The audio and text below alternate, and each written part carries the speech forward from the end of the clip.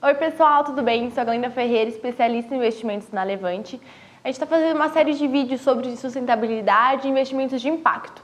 Então hoje, para a gente dar sequência, eu vou conversar com o Daniel Corral. Obrigada, Daniel, por ter topado falar com a gente. Muito obrigado pela oportunidade também de poder falar um pouquinho sobre esse assunto que é muito importante. Imagina. Então, o Daniel, ele é dono de uma empresa que chama Green Joule. Então, como que funciona? Ele oferece a oportunidade de você conseguir economizar dinheiro na sua empresa. E também, se você é pessoa física mesmo, quer economizar na sua casa, vale a pena acessar o canal no YouTube dele que chama Como Economizar Energia. Então, tem dicas bem importantes, bem valiosas, vale a pena todo mundo conferir. Então, hoje nosso bate-papo vai ser justamente sobre energia e o cenário brasileiro e mundial, né? Pode começar? A primeira pergunta. Com certeza. Então, vamos lá. Como que estão os custos de energia hoje aqui no Brasil? Atualmente, no Brasil, temos um cenário de energias muito caras. Apesar de muitos investimentos estarem sendo realizados e tal, ainda temos uma energia muito cara no Brasil. A gente acaba sentindo no bolso, né? Com certeza. Não é fácil. E o que você acha que mais acarretou chegar nesse cenário? Foi alguma medida política? O que é mais importante? São vários fatores. Com certeza a política tem um impacto muito grande sobre isso. A gente poderia citar alguns pontos estratégicos, como a medida provisória que virou lei, a famosa 579, da qual a gente pode, resumindo bem, em uma oportunidade teve uma redução de 20% na energia elétrica. Na tarifa, né? Só que depois acarretou em vários problemas, como um aumento percentual muito grande, 2 anos depois, que a gente sente até hoje. E a gente carrega uma dívida dos investimentos que foram realizados e precisamos voltar a pagá-los, né? Precisamos pagá-los completamente. Além disso, os impostos são muito altos. Então, aqui é Brasil, né? Não deixa de ser. Com certeza. É uma coisa que poderia melhorar muito o nosso cenário, até um incentivo para a indústria, para diversos setores como o comércio. Além disso, uma cobrança que é denominada indevida por alguns advogados sobre a tarifa de uso do sistema de distribuição, que é cobrado o ICMS. Não quero entrar nesse quesito, mas é uma coisa que a gente deve estudar. Também, no inverno brasileiro, temos a estiagem, que diminui muito as chuvas, e por isso, como a nossa energia é proveniente grande parte de usinas hidrelétricas, como a gigante Itaipu e pequenas centrais hidrelétricas, denominadas PCHs, a gente sofre um pouco com isso. Mas também tem outros fatores, como baixos investimentos em eficiência energética. Em fontes alternativas também. Em fontes alternativas. Isso tudo poderia... a gente teria que fazer um pacote grande de medidas que visassem... Com foco em energia mesmo, né? O foco em aprimorar a energia elétrica no país e também o custo, principalmente. Entendi. E como você vê de panorama para os próximos anos, meses aqui no Brasil? Ainda tem uma perspectiva de a energia subir nos próximos anos. Notícia ruim para todo mundo. Sim, principalmente porque hoje a demanda energética cada vez vai ser maior, tá? E a eólica crescendo bastante, a solar, mas ainda representa uma pequena parte desse todo que a gente tem para geração. Não chega a 10% do que a gente gera hoje. Então, ainda acho que poderiam ter maiores incentivos fiscais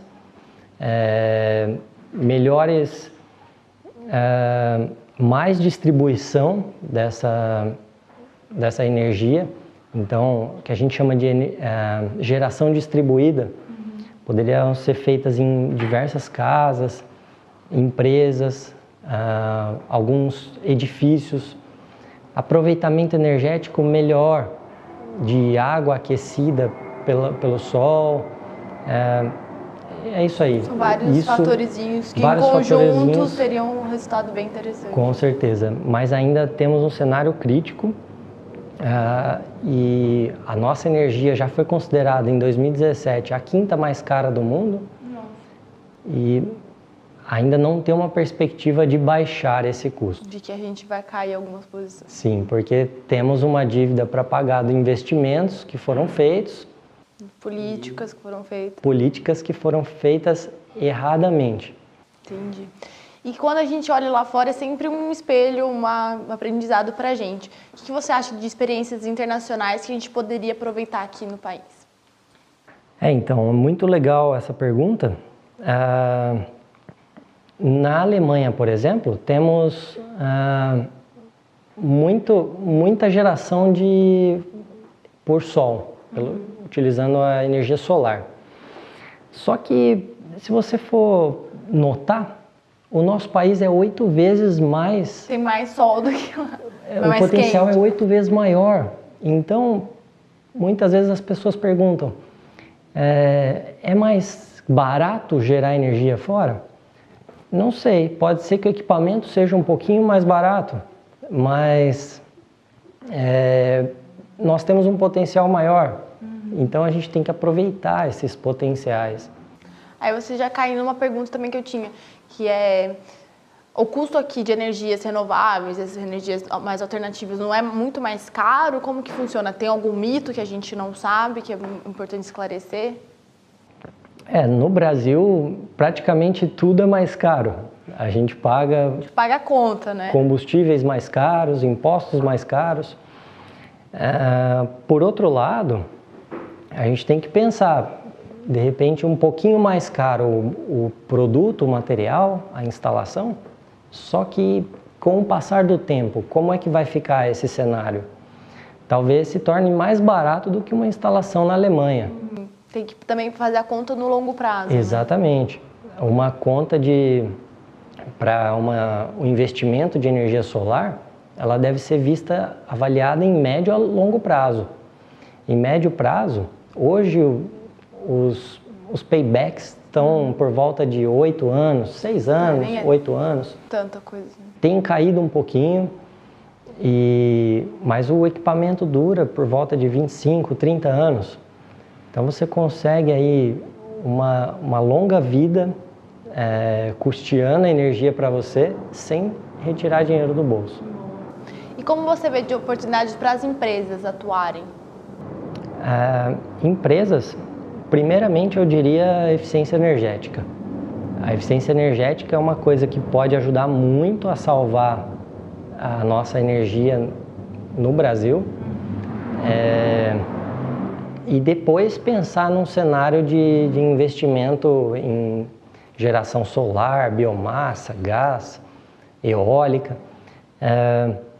Acredito que também empresas que consumam o necessário devem procurar o mercado livre de energia. Muitas pessoas não sabem o que é o mercado livre de energia. Por favor, explique pra gente. O mercado livre de energia é uma modalidade que você compra energia elétrica por meio das comercializadoras e não de quem produz, da geradora ou da própria concessionária que atua no estado. Você vai conseguir comprar mais barato, mais caro do que o mercado padroniza. Hoje a Eletropaulo tem um valor fixo e você, como consumidor, não consegue variar esse custo, nem para baixo nem para cima. Então o interessante é que isso está sendo estudado já há muitos anos no governo. Ele tem um planejamento que até 2025 vai caindo gradativamente o os consumos mínimos necessários para você entrar no Mercado Livre, mas a perspectiva é que para uma casa residencial, isso vá lá para 2026, 2030, e ainda não temos uma certeza sobre isso. Então, bem, um cenário não muito favorável para a gente. Existem países que você pode chegar, alugar uma casa e comprar a quantidade de energia que você vai precisar por uma semana e fazer isso antes, pelo aplicativo do celular. Nossa. Então você já compra energia e é mais barato do que o convencional. Esperar a conta chegar. Exatamente.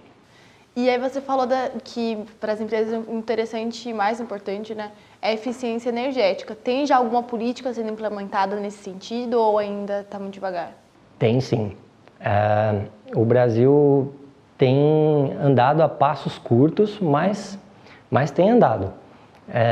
O governo exige que 0,5% da arrecadação dessas concessionárias de energia, como Eletropaulo, CPFL, Enel, Copel, 0,5% do faturamento deles deve ser investido em eficiência energética. Podem ser benefícios sociais, podem ser pesquisa e desenvolvimento em novos métodos para economizar energia, e pode ser feito diretamente a aplicação de eficiência energética. Mas ainda é um valor menor do que a gente necessita para o país. Uhum. Se fosse pelo menos 1% já daria... E as pessoas, até em casa, precisam conhecer mais sobre isso. Você falou no começo do meu canal, no Como Economizar Energia. Lá eu tento ensinar as pessoas como economizar energia em casa, fazendo pequenas atitudes. Pequenas atitudes, desencostar a geladeira da parede, coisas que parecem que não fazem sentido, mas te dão um resultado incrível. Não, e pra gente é essencial, né? Se a gente quer investir mais, quanto mais dinheiro você poupar da conta de energia, mais você consegue colocar no tesouro, comprar uma ação nova. Então, faz todo sentido. Com certeza. Recentemente, uma pessoa me perguntou: eu não tenho dinheiro para investir, o que eu faço? Eu falei para ela: economiza R$50 da sua energia elétrica e aplica todo mês no Tesouro Direto. Olha, muito bom, muito alinhado já com a Levante. Exatamente. E voltando então, que setor você acha, assim, da economia em geral, que é mais impactado por esse aumento da energia, além de nós também? Com certeza, o consumidor é o pagador de todas as contas. Os problemas do Brasil acabam sobrando aqui de algum jeito. Mas o setor que mais é influenciado é a indústria. A indústria sofre bastante porque ela consome muita energia. Então, se você pegar uma variaçãozinha pequena no custo, quando você multiplica por muito, dá um valor muito grande. Então, a indústria é a maior prejudicada e a gente precisa de mais incentivos de eficiência energética para a indústria, de melhores acompanhamentos para essas indústrias estarem no mercado livre de energia e fazer com que esse custo reduza, porque todo o restante vai reduzir também. E Daniel, qual que é a sua opinião sobre investimento em energia solar? Hoje acho bem interessante o investimento em energia solar. A taxa básica de juros Selic está muito baixa, então é muito viável, é bem maior o retorno do investimento em energia solar do que a taxa básica de juros. Então vale o investimento? Vale o investimento, acho que o retorno é pequeno, 5, 8 anos você consegue retornar o seu dinheiro e com um valor muito bom. Então é uma boa oportunidade para as empresas. É uma boa oportunidade para empresas, para residências. Bacana. Então, para a gente finalizar, consegue dar uma dica final para quem quer economizar energia lá em casa e aí, assim, depois migrar para o seu canal para aprender mais dicas? Eu falei da geladeira aqui, acho Já que é deu uma prévia. uma coisa bem interessante, você afastar a geladeira da... Já faz diferença. Já faz diferença porque a geladeira, ela tem um trocador de calor. E se você clausurar esse trocador de calor, seja por um armário, eu já vi coisas muito bonitas, mas que não são práticas para a geladeira trocar o calor. Ela precisa de uma área de ventilação. Então, se você fornece essa área de ventilação, você está fazendo com que o motor trabalhe com menos percalços, vamos dizer assim. Não vai precisar ser tão forte. Exato, e isso vai diminuir o seu consumo. Vai ser mais fácil para ela trabalhar e vai diminuir o seu consumo. Então não adianta nada ter todo aquele armário atrás da geladeira se ele está Não sufocando. adianta. E nem deixar a geladeira no sol ou próximo ao fogão. Eu já vi algumas geladeiras do lado do fogão, isso você está prejudicando o resfriamento dela. Você tem que fornecer uma condição adequada para ela trabalhar bacana. E a geladeira tem um peso super alto na conta final, né? Então, Tem. Acho que quando a gente pensa em conta de energia, os maiores gastões são os motores, em geral. A geladeira tem um motor que fica embaixo. E também elementos de aquecimento, como a resistência do chuveiro. O ar-condicionado eu colocaria mais ele para o motor, a não ser que seja no inverno, que precisa aquecer. Exatamente. Entendi. Então é isso, pessoal. Continue acompanhando a Levante para mais dicas de investimento e os canais também do Daniel. Vai aparecer aqui embaixo todos os sites deles e contatos para saber como economizar energia e guardar um pouquinho de dinheiro a mais. Um abraço, obrigado, Daniel. Imagina, obrigado pela oportunidade. Até a próxima.